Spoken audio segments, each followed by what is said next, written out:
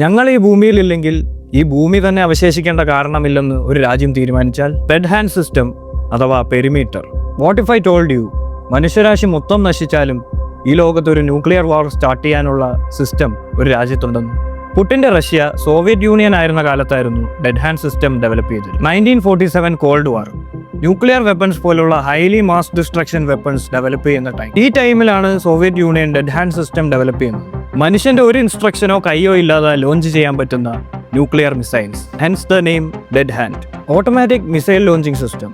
ഇത് എപ്പോഴാണ് ആക്ടിവേറ്റ് ആവുന്നത്? ഏതെങ്കിലും തരം പ്രഹരശേഷി ഉണ്ടാക്കാൻ സാധിക്കുന്ന അറ്റാക്ക് റഷ്യക്ക് നേരെ ഉണ്ടായാൽ ഇത് ആക്ടിവേറ്റ് ആവും.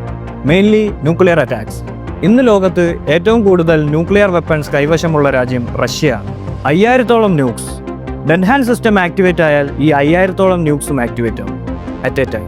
കമാൻഡ് സെന്ററിൽ നിന്നും റെഡ് ഹാൻഡിലേക്ക് ഒരു കമാൻഡും ചെന്നില്ലെങ്കിൽ പോലും the system will run on its own, even if the entire Russian army is vanish. റഷ്യയുടെ പെരിമീറ്റർ സിസ്റ്റത്തിനെയാണ് മറ്റുള്ള western countries red hand system എന്നാക്കിയത്. Mutually assured destruction. ഒരുപക്ഷെ ഇതുകൊണ്ടായിരിക്കും റഷ്യയും പുട്ടിനെയും ഒന്ന് തൊടാൻ പോലും മറ്റുള്ള രാജ്യങ്ങൾ ഭയക്കുന്നു. റഷ്യ എന്ന രാജ്യം ഈ ഭൂപടത്തിൽ നിന്നില്ലാതായാൽ ഈ ഭൂമി തന്നെ ഇല്ലാതാക്കാനുള്ള ശേഷി റഷ്യയ്ക്കുണ്ട്.